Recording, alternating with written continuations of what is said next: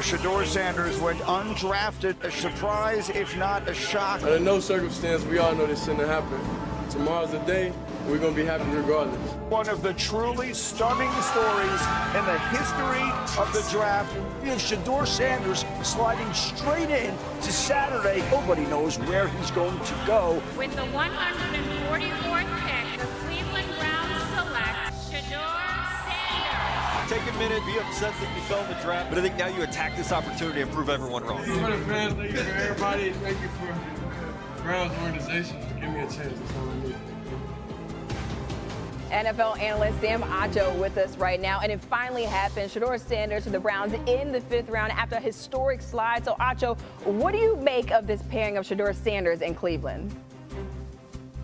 I think it's the perfect fit. It's just a couple rounds later than a lot of people expected. Cleveland is going to have a quarterback that will be able to compete in this roster. We think about it, yes, it's a crowded quarterback room, but Shedeur fits what Kevin Stefanski, the head coach and now play caller, wants to do. He wants quarterbacks who throw on time, who throw on rhythm. They don't have to be overly athletic, but they have to be able to distribute the ball. And that's one thing that Shedeur Sanders did extremely well. He was very efficient at getting to his target on time. And so it's the right fit, crowded room, but we'll have an opportunity, especially as the season goes on, to try and earn a spot and maybe get some starts. Yeah, definitely a crowded quarterback room. 5 quarterbacks right now on that Browns roster. So that is a standout storyline from the draft. However, what about a team that had a standout draft over the last 3 days?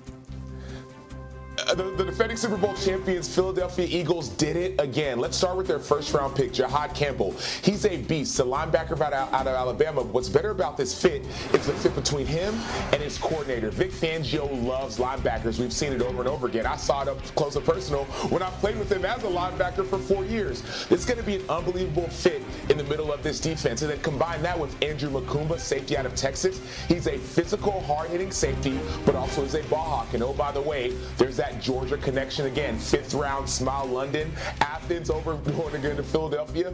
Howie Roseman does a great job of finding diamonds in the rough. I think Smile London is another one of them, the Georgia player that dominates on defense. Yeah, well, the rest of the NFL not going to want to hear that the Eagles won the draft. However, you are going to want to hear this, Sam. It's a Saturday's best moment, and what a cool scene yesterday when you take a look at what happened here. This is someone you must be familiar with. The Packers took Texas edge rusher Barron Sorrell, and much to his surprise and to the team, really, Sorrell was the only one to actually stick around in the draft room and made an appearance on stage after getting selected. And Sam, we know that you're a Texas Longhorn. You love that program. What was going through your mind when you saw this moment happen? Well, excitement. More than the program, I love the person. Barron Sorrell is a friend of mine, or a mentee, if you will, and he decided to go to the draft. He said, man, I can't pass this moment up, but he knew that he may not be a first-round pick. He figured he'd be day 2. Well, day 2 comes and goes. All of a sudden, he's the last person there, and Roger Goodell says, hey, I will wait with you. And oh, by the way, it was worth the wait. We texted last night, Barron and I, he said, man, I knew that God had a plan, and that plan happened to be that he would get drafted to his home team. Essentially, he stayed in Green Bay for an extra day, and the Green Bay Packers were the team that drafted him. So all that extra night that he stayed, he's got a chance to know his community a little bit more. Yeah, it really was the perfect moment. Sorrell saying that he was, quote, thankful that I made the decision to come back because it couldn't have turned out any better. Obviously was the best.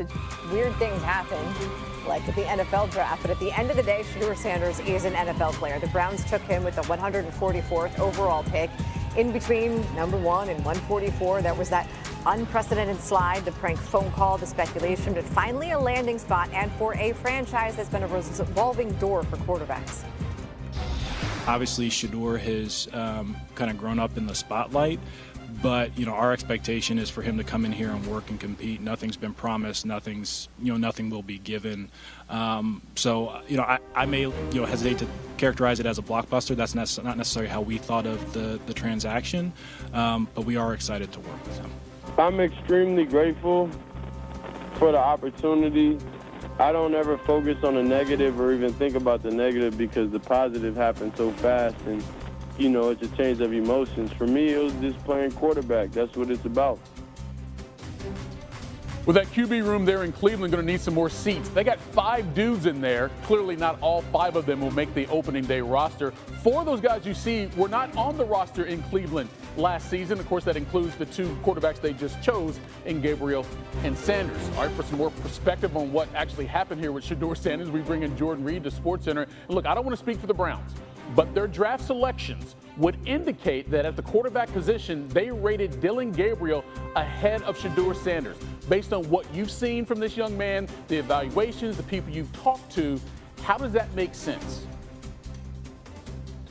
Well, Michael, quite frankly, it doesn't to me, just because Shedeur Sanders was my number 19 overall ranked player.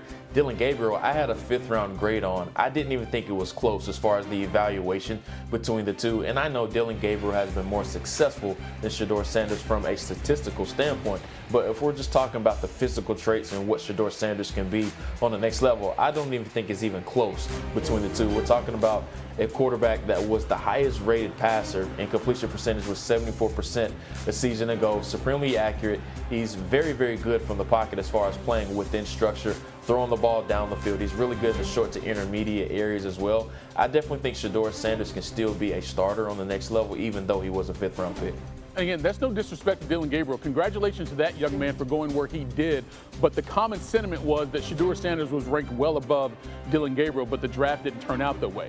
But regardless of how he got there, Jordan, now Shedeur Sanders is in Cleveland.